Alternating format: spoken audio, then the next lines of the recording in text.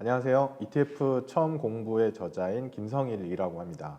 저는 현재 프리즘 투자자문에서 최고 투자 책임자로 이제 근무를 하고 있고요. 여러 가지 투자 전략 만드는 것도 좋아하고 연금 계좌가 얼마나 투자에 도움이 되는지에 대해서도 굉장히 이제 알게 돼서 많은 분들한테 좀 전파를 시켜드리려고 노력을 하고 있습니다. 유튜브 채널도 이제 김성일 TV라고 검색하시면 나오고요.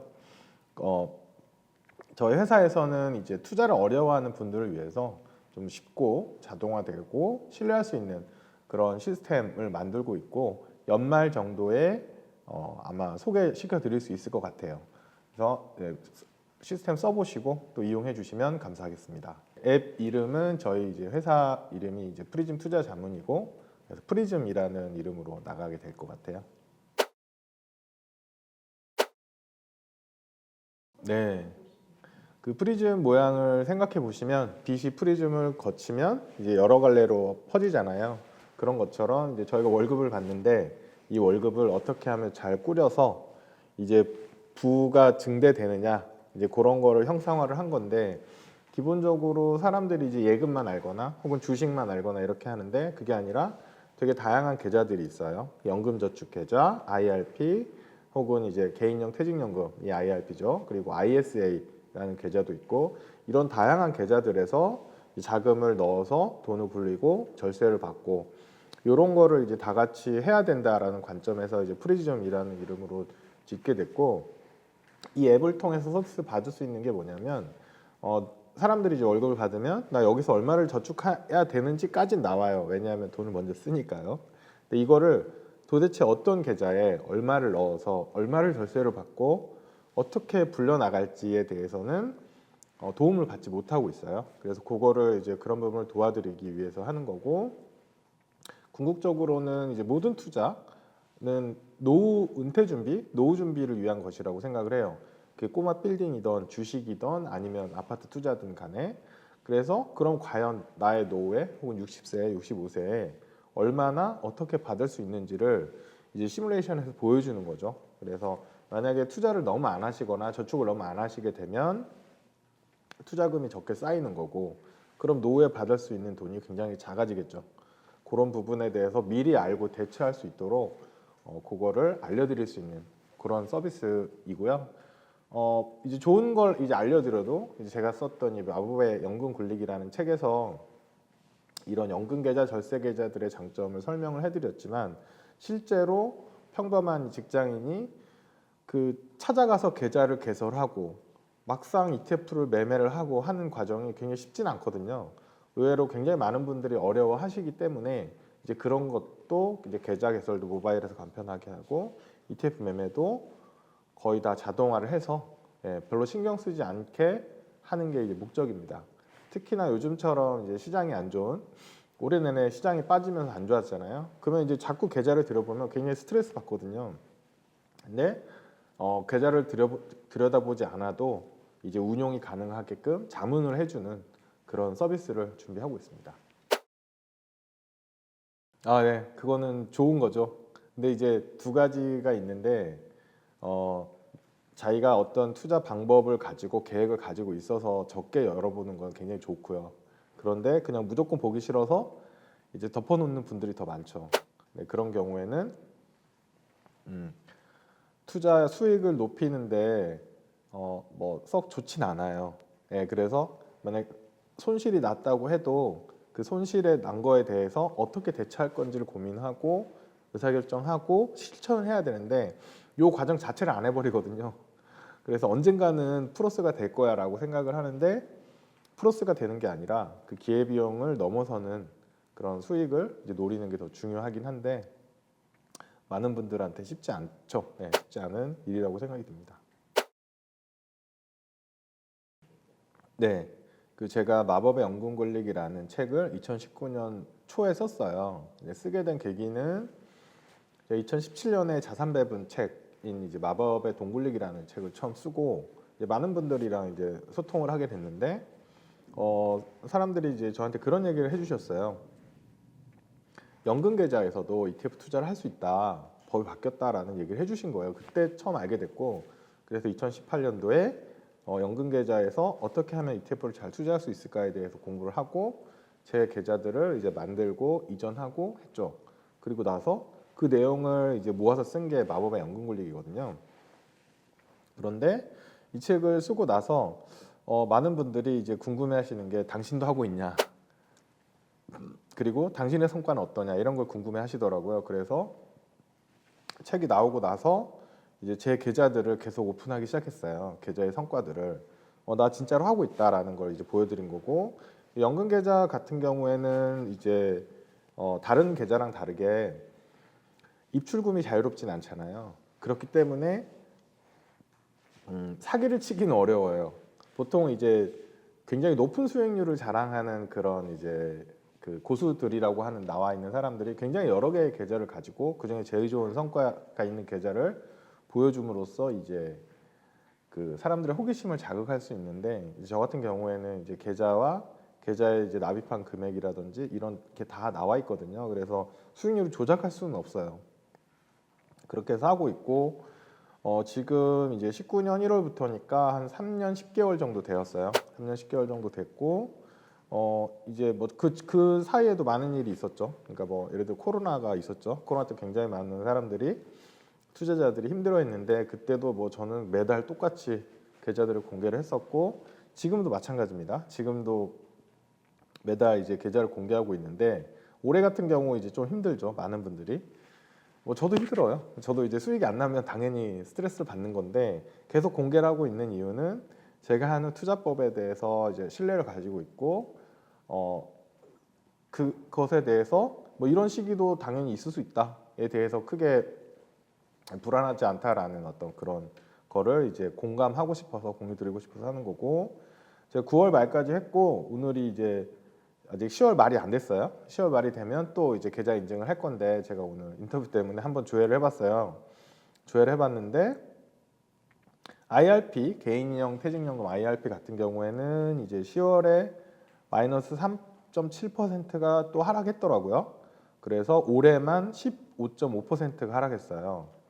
그런데 이제 그 직전에 19년부터 21년 그 3년 동안 누적 48.7%의 수익이 났었거든요. 이 두 개의 성과를 결합을 하면 3년 10개월 동안 누적 25.5%, 연환산으로 하면 6.3% 정도 수익이 나고 있어요. 그래서 굉장한 하락장을 맞고 있지만 뭐 연 5에서 10%를 목표로 하기 때문에 그렇게 나쁘지 않다라고 생각을 하고 있고요.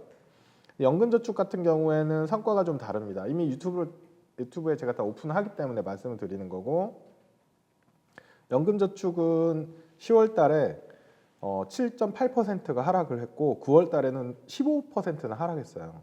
그래서 올해만 연금저축 펀드가 마이너스 39% 굉장히 많이 빠졌죠. 거의 반토막이 나버렸는데 그래서 이 펀드 같은 경우에는 19년부터 21년 3년 동안은 누적 56%의 수익이 났다가 올해만 마이너스 39%가 빠졌어요. 그럼 이게 산술적으로 더하는 게 아니라 기하적으로 이제 곱해야 되는데 그러면 총 누적 수익이 마이너스 5%입니다. 3년 10개월 동안 했는데 마이너스 5%난 거고 연환산으로 마이너스 1.4%가 돼요. 그러면 이제 그런 질문이 나올 수 있죠. 아니 당신 뭐 잘한다더니 마이너스잖아. 마이너스 맞고요. 그런데 IRP랑 왜 IRP는 플러스인데 이거는 왜 마이너스냐? 왜냐하면 이제 이렇게 누누이 제가 말씀을 드렸지만 IRP는 ETF로 투자를 하고 있고요.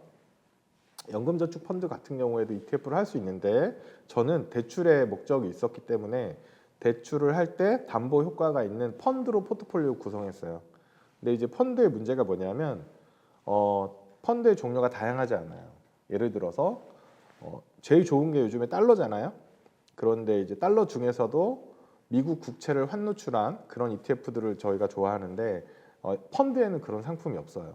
그래서 이제 그런 상품을 편입하지 못하는 그런 문제점 등이 있어서 연금저축 펀드에서 펀드로 운용하는 건 운용의 한계가 있다. 뭐 당연히 저는 알고는 있었어요. 알고 있었고 좋을 땐 좋을 수 있지만 나쁠 때 또 리스크 방어가 잘 안 된다는 거 알고 있었기 때문에 현재 이 포트폴리오를 계속 유지를 할 거예요. 그리고 이거는 60% 담보대출을 받은 상태예요. 그렇기 때문에 당연히 계속 유지를 할 거고 후회하지 않냐? 후회하지 않습니다. 왜냐하면 시장은 항상 이제 좋을 때도 있고 나쁠 때도 있거든요. 뭐 작년 말 같은 경우에 굉장히 좋았죠. 그 누적 56%니까 연 15%가 넘는 성과였거든요. 그럼 올해 뭐 손실이 났다고 해도 전 그럴 수 있다라고 생각하기 때문에 문제가 없고, 제가 책에서 얘기 들었던 거는 ETF를 이용한 포트폴리오였고, 그거는 이제 IRP 아까 말씀드렸던 3년 10개월 동안 연 6% 정도 수익이 나왔던, 그러니까 이 손실장을 다 포함한 수익이기 때문에 나쁘지 않다고 생각을 해요. 그래서 이제 계속 공유를 하고 이제 꾸준히 가야 된다. 연금은 1, 2년 하고 마는 게 아니잖아요. 그래서 이제 꾸준히 가자라는 관점에서 계속 공개를 하고 있고, 앞으로도 뭐 제가 은퇴를 해서 이 연금을 계속 쓸 때도 아마 오픈을 할 것 같아요. 연금 이렇게 인출해서 쓰면 된다. 되게 많은 분들이 궁금해 하시거든요. 어떻게 찾아 써야 되냐, 찾았을 때 세금은 어떻게 할 거냐라는 걸 되게 궁금해 하시는데, 그것도 이제 저희 프리즘 앱에서 이제 서비스할 예정이고요. 같이 고민하면서 만들어 볼 계획입니다. 저에 대해서 많이 아시는 분들은 아시겠지만 전망 안 합니다. 잘 못하기도 하고요. 그리고 똑같이 갖고 있는 퀘스천이 뭐냐면, 전망을 하시는 분들이 과연 진짜 잘 맞추고 있느냐에 대해서 의구심을 많이 갖고 있어요. 만약에 정말 잘 전망을 한다면 자신의 재산을 베팅을 해서 정말 큰 부자가 되지 않았을까? 그리고 이게 그런 분들이 가끔 계시죠? 가끔 계신데 이걸 계속 반복적으로 할 수 있는가에 대해서 의문점이 있어서, 전망에 기반해서 투자를 하는 거를 저는 좀 위험하다고 생각을 해요. 왜냐면 안 맞았을 때 리스크가 너무 크기 때문에. 그래서 이제 전망을 물어보면 오를 수도 있고 떨어질 수도 있다라고 항상 대답을 하고요. 한국장도 그렇고 미국장도 마찬가지입니다. 그래서 이제 남은 이제 지금 10월 말이니까 뭐 한 2달 정도 올해가 남았는데, 뭐 연말에 특별한 대안 전략이 있느냐에 대해서 또 많은 이제 뉴스나 이제 뭐 인터뷰들이 나오는데, 그것도 전 정말 이해가 안 돼요. 왜냐하면 연말에 특별한 대안이라는 게, 투자를 뭐 1년 단위로 끊어서 하는 사람은 그게 필요할 수도 있겠지만, 투자라는 게임이 굉장히 장기적으로 반복적으로 일어나는 게임인데, 뭐 연말을 대비해서 뭔가를 준비한다라는 이런 관점에 대해서는 조금 이제 동의하지는 못하고 있어요. 그래서 뭐 하반기에 투자자들이 이런 부분 신경 써라, 뭐 이런 이제 자극적인 이제 그 짤도 많이 돌아다니는데, 하반기든 상반기든 주가가 오를 때든 하락할 때든 이제 같은 얘기를 드리고 싶은 게, 이제 투자가 이제 슬슬 지쳐갈 거예요. 이미 거의 다 지쳐셨을 거예요. 아마 지금 거의 10개월 넘게 계속 빠지고 있기 때문에 힘들고 지쳤고, 뭐 미국장도 별로 안 좋고, 그래서 난 잘 모르겠다, 막 이제 그냥 계좌를 안 보고 있다, 뭐 이런 분들 굉장히 많이 있으실 텐데, 이제 어떤 이슈에 집중을 하거나 그런 거에 이제 관심을 갖는 게 내 투자 수익에 그렇게 큰 도움이 안 된다는 걸 느끼셨을 거예요. 예를 들어서 뭐 러시아 우크라이나 전쟁이 어떻게 될지 촉각을 세워봤는데, 뭐 이제 뭐 전세는 왔다 갔다 하는데 뭐 내 계좌랑 큰 상관이 없어 보이죠. 그리고 뭐 미 연준의 금리 정책에 대해서 계속 관심을 가지고 뉴스를 지켜봤는데, 뭐 그걸 가지고 딱히 내가 어떻게 할 수 있는 부분이 없다라는 것도 많이 느끼셨을 것 같아요. 그래서 오히려 그런 내가 어떻게 할 수 없는 부분에 너무 신경 쓰지 마시고, 내가 이제 어떻게 할 수 있는 부분들을 좀 고민해 보면 어떨까라는 생각이 들어요. 그래서 주로 자신의 투자 심리를 좀 보셔야 돼요. 난 지금 마음이 편한가, 불편한가, 이런 걸 좀 보셔가지고 나의 위험 감내도는 어느 정도 되는가, 이런 것도 한번 보시고, 나는 공격적인 투자자인가 아니면 안정형의 투자자인가. 이 사람이 마음에 그때그때 달라져요. 마음에 따라서 난 진짜 공격적이라고 생각을 했는데 뭐 계속 마이너스가 나니까, 아니야 난 안정적인 투자자인 것 같아 라고 마음이 바뀌죠. 이런 분들은 자신의 투자 스타일이 없는 거예요. 그러니까 투자 철학이 없는 거죠. 그래서 제일 좋은 건 이제 자신의 투자 철학을 한번 고민을 해보고, 내 투자 전략이 어떤 거였는지 다시 한번 리뷰해보고, 앞으로도 계속 이 전략을 밀고 나갈 건지 좀 검토를 해보셔야 돼요. 가장 그 좋지 못한 그 투자 행동이 뭐냐면, 이렇게 많이 빠졌을 때, 주식만 빠지는 게 아니라 포트폴리오도 빠지거든요. 주식을 어느 정도 항상 보유를 하고 있기 때문에, 이런 순간에 원래 성장형이었는데 갑자기 안정형으로 바꾸는 거예요. 왜냐하면 빠지니까. 그게 아니거든요. 그렇게 하면 오히려 더 손해해요. 왜냐하면 많이 빠진 다음에 굉장히 많이 상승하거든요. 그런데 굉장히 많이 상승하는 그 시점을 타이밍을 자기가 어차피 못 잡잖아요. 못 잡는데 일단 돈 빼놔야겠어. 일단 안정형으로 바꿔놔야겠어라고 생각하는 게 가장 큰 실수고요. 그런 분들이 그 반대의 실수도 해요. 언제냐면 주식 가격이 너무 올라가서 시장이 너무 불이 붙어서 너무 많이 들어가면 안 되는데 그때 가서 안정적이었다가 막 성장형으로 바꾸고 이렇게 막 하거든요. 그런 게 가장 안 좋아요. 단적으로 예를 들어서 주식만 한다고 칠게요. 주식만 하는 투자자가 있는데 뭐 인덱스로 투자를 하는데 이분이 예금을 갖고 있었어요. 예금을 갖고 있다가 주식이 너무 오르는 거예요. 그래서 그때 주식이 들어가요. 오르면. 그 다음에 주식이 빠지잖아요. 한참 빠지고 나서 이제 다시 예금으로 돌아가요. 주식을 하시다가 요즘 같은 시점에 예금으로 돌아간다? 이런 건 굉장히 안 좋은 투자 습관이다라고 저는 생각해요. 그래서 왜 안 좋냐? 요즘에 안 그래도 5%, 6% 예금이 계속 나오고 있잖아요. 그래서 기대 수익률이 6%인데 주식보다 훨씬 낫다라고 생각하시죠. 근데 이게 문제점이 뭐냐면 주식에 대해서 이제 그 분들이 생각하는 건 최근의 수익률이에요. 최근 과거의 수익률. 최근 과거는 뭐 몇십 프로 빠졌으니까. 근데 예금에 대해서는 미래의 수익률을 보는 거거든요. 지금 가입하는 예금은 향후 1년 후에 5% 6% 이자를 주는 거잖아요. 그러면 주식도 마찬가지죠. 지금 시점에 내가 1,000만 원이 있어. 그럼 나 이 1,000만 원으로 주식할 건지 예금할 건지 고민을 할 때 주식은 과거 수익률을 보고 예금은 미래 수익률을 보고 있잖아요. 그래서 비교가 이제 안 맞는 거죠. 그러면 주식도 미래 수익률을 봐야 되는데 주식의 미래 수익률 아무도 모르잖아요. 그래서 이제 이런 가정을 한번 해봤어요. 지금 올 초 이후에 코스피가 한 32% 빠졌고요. S&P 500이 25%, 나스닥이 37% 빠졌어요. 그러면 이렇게 주식이 빠졌을 때 투자를 시작하면 어떻게 될까를 이제 테스트를 해봤어요. 그래서 2000년 이후에 22년 동안 월 단위로 이걸 체크를 하는 거예요. 어떤 달이든 내가 이번 달에 내가 투자를 할까 말까를 딱 보는 거야. 근데 주식이 25% 이상 빠졌다라고 가정하고 그럴 때만 투자를 하는 거예요. 투자 기간은 예금이랑 똑같이 1년.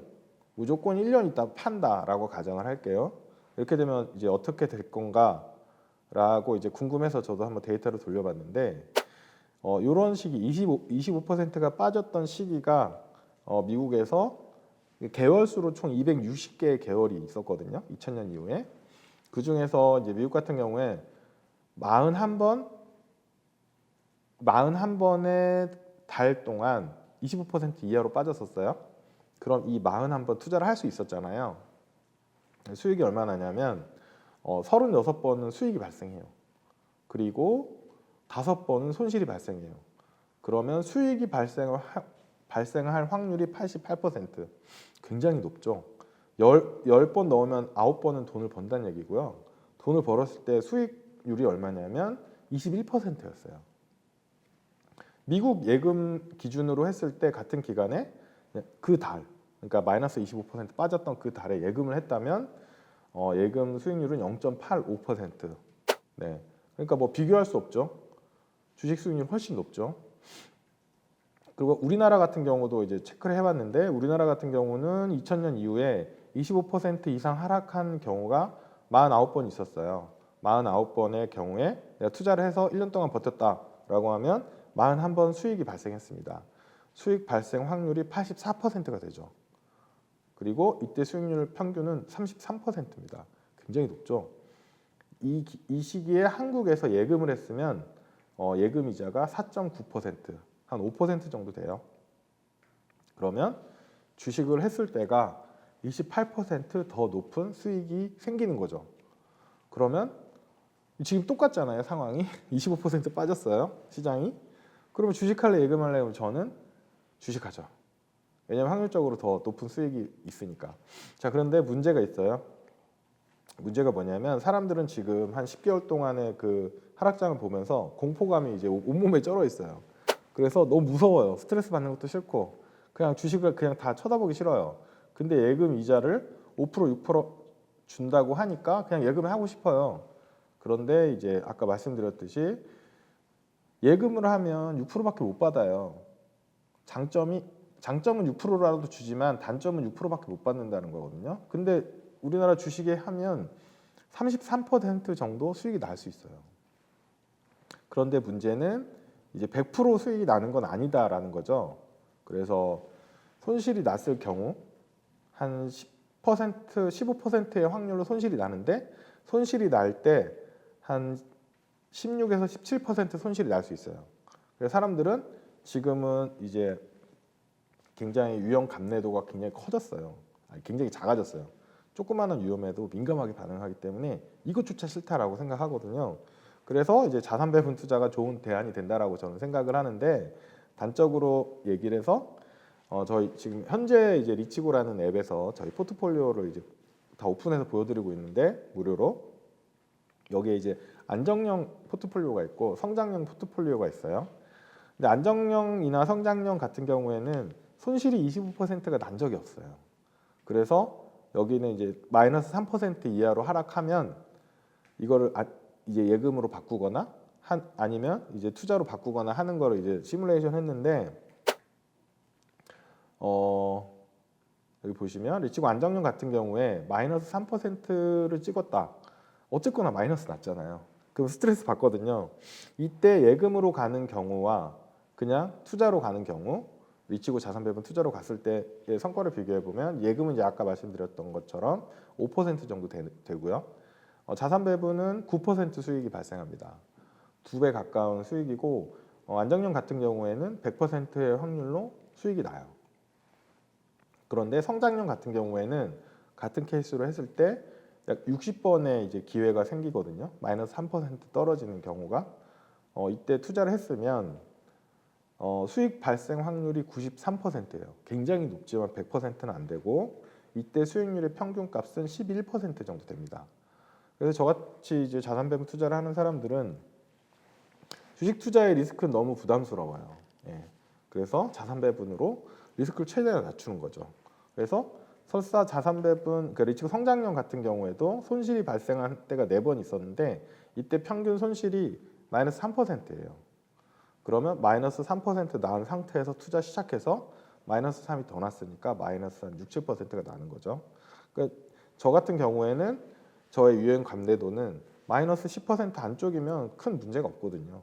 그래서 저는 이제 성장형 혹은 공격형 이렇게 하는데 너무너무 그게 싫다라고 하면 안정형으로 접근하는 것도 방법이긴 한데 최악은 주식 투자 열심히 하다가 지금에 와서 갑자기 예금하겠다라고 하는 건 저는 이제 기대 수익률의 관점에서 굉장히 손해보는 행위다라는 생각이 들더라고요. 투자 시장에 발을 걸쳐놓고 있어야 된다고 봐요. 왜냐하면 이제 어떤 전문가는 올 연말을 얘기하고 어떤 전문가는 내년 1분기, 내년 하반기 뭐 이렇게 얘기를 해요. 주식이 돌아올 거다라고 얘기를 하는데 인플레이션 잡히고 이제 시장이 돌아올 거다라고 얘기하는데 언제 얼마나 강한 속도로 주가가 상승할지 아무도 모릅니다. 단적으로 2020년 3월에 코로나 때 딱 생각해 보시면 1400까지 한 달 만에 빠졌지만 더 날카로운 속도로 올라갔어요. 그러니까 이거 나 눈치 보고 있다가 시장이 올라가는 걸 확인하면 그때 가서 들어가야겠다라고 생각하시면 놓칠 수가 있습니다. 그런 경우 굉장히 많거든요. 그래서 그런 거를 이제 타이밍을 보고 내가 뭘 하겠다라고 하는 건 생각보다 쉽지 않다라는 이제 말씀을 좀 드리고 싶고 이분들도 똑같은 이제 오류를 범하고 있는 게 뭐냐면 단기채 ETF 수익률은 과거 수익률을 봐요. 과거 1년짜리 수익률을 보고 예금은 미래를 봐요. 그러니까 둘이 안 맞죠. 미스매칭이 발생한 그러니까 비교 대상이 아닌 거죠. 만약에 이제 보고 싶으면 이걸 이제 12개월을 이렇게 밀어서 봐야 되거든요. 그래서 이제 제가 그걸 이제 밀어서 이제 분석을 해서 분석을 해보면 사실은 이 두 개가 거의 비슷하게 움직여요. 물론 금리가 하락할 때 금리 하락기에는 이제 예금이 더 빨리 빠지고요.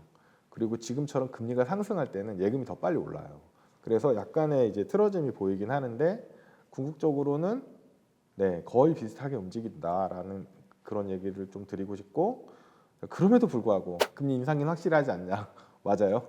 그리고 더 올라갈 수도 있고 그럼에도 불구하고 이 올라가는 금리를 나는 손 놓고 볼 수 없다.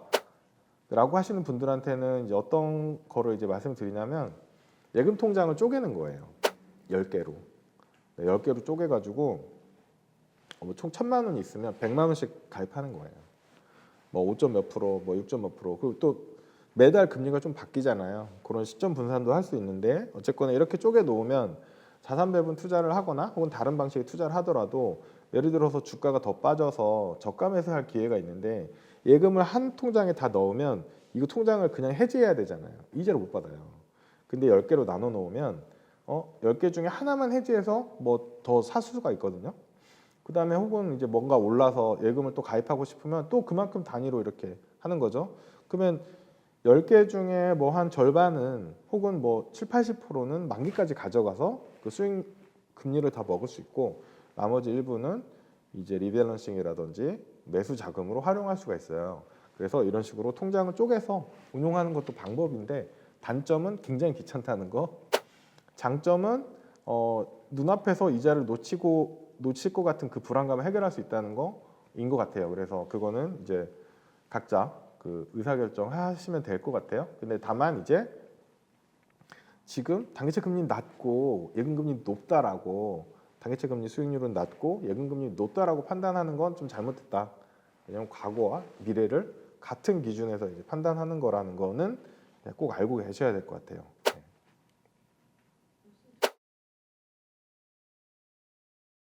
하나 이제 말씀드릴 게 이제 뭐 제 부자 방정식이라고 그냥 말씀을 드리는데 결국은 이제 우리 자산의 크기, 부의 크기가 얼마가 되냐가 이제 우리의 관심사잖아요. 그걸 결정짓는 게 뭐냐면 종잣돈에 곱하기를 한 다음에 괄호하고 1 더하기 수익률이 되는 거고 이건 누구나 알고 있죠. 뭐 종잣돈 1,000만 원에 10% 수익이면 1,100만 원이 되니까. 근데 여기서 중요한 게 뭐냐면 이 수익률 다음에 이제 투자 기간이 이 제곱으로 들어가요. 그래서 투자 기간이 얼마냐에 따라서 이 수익률에 이 기하급수적으로 늘어나거든요. 예를 들어서 종잣돈이 1,000만 원인 사람이 연 10% 수익률로 30년간 투자를 하면 잔고가 1억 7,400이 돼요. 굉장히 크죠. 1,000만 원으로 1억 7천이니까. 그런데 종잣돈이 5천만 원인 사람이 10년 동안 10%의 수익을 내면 1억 3천이에요. 1,000만 원인 사람이 훨씬 커졌죠. 자산이. 왜 그러냐면 투자 기간이 길기 때문입니다. 투자 기간이 종잣돈은 5분의 1밖에 안 됐지만 투자 기간이 이제 3배로 늘어나는 거죠.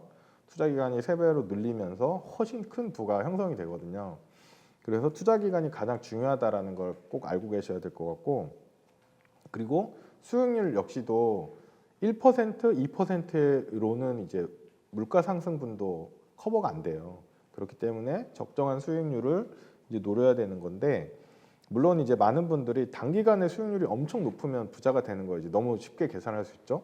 하지만 그걸 노리다가 이제 코인 투자자나 여러 가지 분들이 많이 이제 손실을 봤다는 걸 알고 계실 거고 당사자일 수도 있어요. 그래서 너무 큰 수익률을 노리는 거는 위험하다, 굉장히 위험하다. 그리고 전 세계 이제 5위 부자인 워렌 버핏의 수익률이 20%가 채 안 됩니다. 근데 워렌 버핏이 그런 큰 부자가 된 이유는 그런 좋은 수익률을 50년 이상을 했어요. 그래서 엄청나게 큰 부자가 된 거거든요. 그렇기 때문에 이제 투자 기간에 대한 내용을 이제 꼭 좀 기억을 해주시면 좋을 것 같고요. 그래서 50만 원을 적금을 하는 경우랑 혹은 이제 주식 계좌로 투자를 하는 경우 혹은 그 다음에 연금 계좌로 이제 하는 경우에 대해서 이제 비교를 해보면 굉장한 금액 차이가 나요. 그래서 제가 계산한 결과만 말씀을 드려보면 30세부터 시작해서 50만 원씩 30년 동안 이제 적금을 넣어요. 적금이 만기되면 다시 예금으로 돌리고 또 적금을 넣고 이렇게 30년 동안 쭉 모으면 30년 후에 2억 8천만 원이 모여요. 그리고 이 돈은 30년 후의 돈이기 때문에 어느 정도 크기인지 가늠이 안 되잖아요. 그 물가 상승률을 감안해가지고 이제 현재 가치로 계산을 해보는 거예요. 지금 기준으로 하면 1억 4,500만 원이 모여요. 계산이 좀 이상하죠. 왜냐하면 내가 한 달에 50만 원이면 1년에 600을 넣고 600을 30년이면 1억 8천이에요. 원금만. 그런데 제가 지금 1억 4,500이 모인대요. 이자도 받았는데 뭐냐면 올해 내가 모으는 600만 원은 600만 원이 맞아요. 그런데 내년에 모으는 600만 원은 지금 기준으로 하면 600이 아니에요. 1년 동안 물가가 올랐잖아요. 그거만큼 빼줘야 돼요. 그래서 그렇게 하면 30년 후에 내가 적금에 납입하는 600만 원은 600만 원이 아니고 한 절반 수준 됩니다.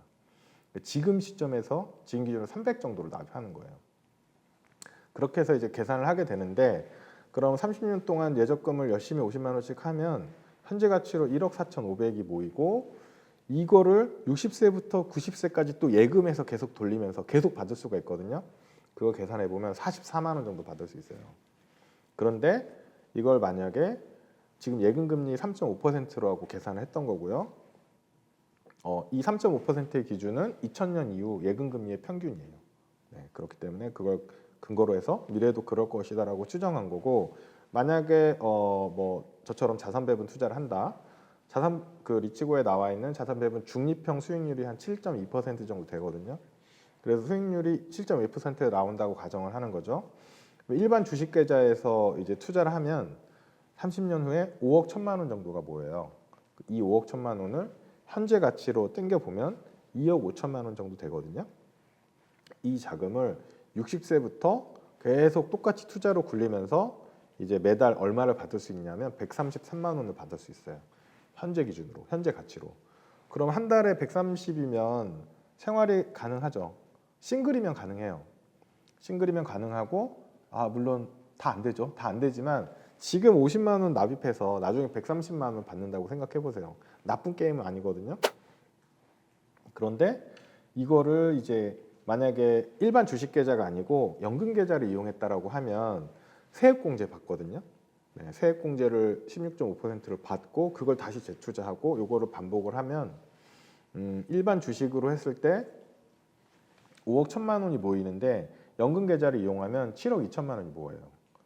그리고 일반 주식 계좌로 했을 때 한 달에 133만 원씩 90세까지 받는데 이 경우에는 187만 원을 받을 수 있어요. 굉장히 차이가 크죠. 한 달에 50만 원 이상 더 쓸 수 있거든요.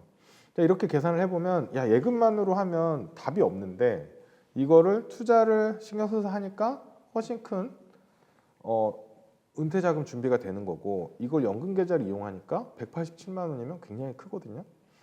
충분히 할 만한 게임이죠. 한 달에 50만 원은 사실 저축할 수 있어요. 물론 모두 통장이 항상 늘 마이너스로 가지만 저축부터 해야죠. 저축부터. 없는 돈이라고 생각하고. 근데 이게 예금 통장이나 적금 통장이 있으면 언제든 헐어버릴 수 있죠. 핸드폰으로 이렇게 하면 요즘에 다 해지가 가능하기 때문에 해지가 너무 쉬워요. 그래서 뭐 급전이 필요하거나 뭐 사고 싶은 게 있으면 그냥 해지해서 써버리는데, 연금 계좌가 좋은 점이 뭐냐면 연금에 일단 넣으면 해지하기 굉장히 불편해요. 해지하기 굉장히 불편하고 세액공제 받은 걸 다시 토해내야 돼요. 페널티가 있기 때문에 해지를 안 하거든요. 그리고 이 정도 돈은 노후를 위해 준비하셔야 돼요. 자기가 한 달에 200만 원을 받든 500만 원을 받든 한 몇십만 원 정도는 노후를 위해서 꼭 준비를 하셔야 돼요. 왜냐하면 미래에 나도 나잖아요. 지금의 나만 돈 써서 없애버리면 안 돼요. 그럼 미래의 내가 과거에 나한테 욕을 하겠죠. 그래서 꼭 그 정도 돈은 투자를 하시고 연금에 납입을 하셔가지고 운용을 하시기를 꼭 권해드리고요. 뭐 결코 적지 않은 돈이다, 50만 원은. 그리고 이제 내년부터 이제 세액공제 납입 한도가 늘어날 계획이에요. 아직 법이 통과가 되지는 않았지만, 그래서 50만 원 정도는 꼭 납입을 하자라고 말씀을 드리고 싶습니다. 회사에서 DB형으로 퇴직연금이 되어 있는 분이 계실 거고, DC형으로 되어 있는 분이 계실 거고, DC형 중에서 뭔가 적극적으로 하고 있는 분이 있고 아닌 분이 있으실 거예요. 적극적으로 DC형을 관리하시는 분, 일단 잘하건 못하건을 떠나서 이런 분들이 10% 정도밖에 안 됩니다. 이미 통계로 다 나와 있어요. 대부분 DB형이고, DB형은 아예 아무것도 안 하고 회사에서도 아무것도 안 해요. 그냥 예금 금리 정도만 나와요. DB형과 DC형의 차이점은 내가 뭔가를 할 수 있다, 그건 DC형이고요. 아무것도 못한다, 그럼 DB형입니다. 제가 전 직장에 다닐 때도 DB형이었는데 열심히 담당 직원한테 설명을 해서 DC형으로 바꿨어요. 잘 안 해주더라고요. 위험하다라고 얘기를 해서. 자, 그런데 여기서 위험이라는 거 뭐냐면 뭔가를 해서 손실을 입을 위험을 말한 거잖아요. 그런데 예금만 갖고 있으면 위험해요. 왜냐하면 물가 상승률보다 낮은 수익률이 나고 있거든요, 지금. 그렇기 때문에 예금만 하면 정말 위험해요. 이건 100% 위험한 거고, 자, DC형에서 뭔가 투자를 열심히 한다라고 하면 이거의 위험성은 이거보다 훨씬 낮을 수 있어요. 굉장히 이상한 나라의 ETF나 이상한 원자재에 몰빵만 하지 않으면 충분히 어느 정도 이상의 수익을 낼 수 있고, 그렇기 때문에 DC형으로 투자를 하는 게 저는 유리하다고 생각을 하고요. 근데 만약에 내가 45살이다. 그런데 나 DB형이다. 그럼 나 DC형으로 바꿔야 돼? 안 바꿔야 돼? 그냥 놔둬야 돼? 이런 거 질문하시면 저는 이렇게 설명을 드려요. 당신이 남은 기간 급여 상승률이 5%가 넘느냐? 안 되실 거예요. 왜냐하면 이제 호봉 상승분이랑 그 다음에 전체적으로 다 주는 급여 인상률, 약 물가 상승률 정도 주잖아요.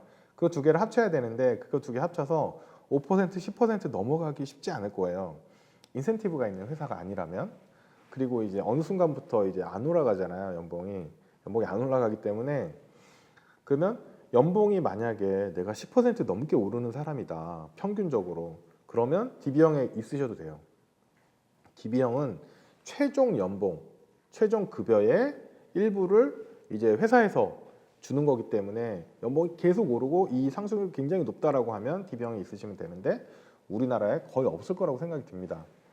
일반적인 공무원이나 대기업의 일반적인 호봉 상승분은 물가에, 그 다음에 물가 플러스 자기 호봉 상승분 약간 더해주고, 거기다가 갑자기 팀장급이 되면 직급분 인상 이런 거가 나오겠죠. 근데 그 정도 안 되는 걸로 알고 있어요. 근데 DC를 만약에 했는데 내 급여 인상률을 계산했는데 한 3% 정도 되더라. 굉장히 많은 분들이 우리 3%가 무슨 말이야? 난 0. 몇 %야 이렇게 하실 수도 있는데 3% 정도 되는데 DC로 운영했을 때 5%, 7%의 수익이 나온다. 그러면 DC가 유리한 겁니다. 지금 받아서 내가 계속 굴리는 거거든요. 그러면 DC가 훨씬 유리해요. 네, 굉장히 유리한 거고. 그다음 임금 피크제 같은 경우가 있어요. DB형으로 있다가 임금이 공식적으로 꺾이는 경우에는 회사에서 대체로 DC형으로 전환을 해줘요. 왜냐하면 이거 꺾이면 그냥 퇴직금 깎이는 거거든요. 그래서 해주는 게 맞고, 회사에서 말 안 하더라도 해야 돼요, DC형으로. 왜냐면 이 시점에서 딱 받고 그거를 이제 굴리는 게 낫거든요. 그래서 어느 쪽을 봐도 저는 DC형이 유리하다라고 생각을 하고, DC형을 투자하기 너무 어렵다라고 할 수는 있는데 개별주 투자하는 것보다 훨씬 쉬워요. ETF나 펀드를 이용하면 되고, 적절히 분산하면 되고, 그리고 이제 최근에 디폴트 옵션이라고 해서 퇴직연금에 대해서 퇴직연금 사업자가 디폴트로 자산 배분 해주는 그런 옵션들이 이제 조금씩 시행이 되고 있어요. 그런 걸 참고해 보셔도 돼요. 그래서 회사마다 차이는 있겠지만 예금만 하는 것보다 훨씬 낫다라고 저는 생각을 해요. 그렇기 때문에 그런 상품들을 이용해서 퇴직연금 DC형도 적극적으로 운용하셔야 돼요. 지금 직장생활 20년 하신 분들 경우에 그 계좌의 수익률을 보시면, 과거 수익률 보시면 20년 동안 1%, 1.5%밖에 안 돼요. 예금 금리 정도밖에 안 됩니다. 그렇기 때문에 꼭 체크를 해보시고 DC형으로 전환해서 운용하시기를 이제 권해드립니다.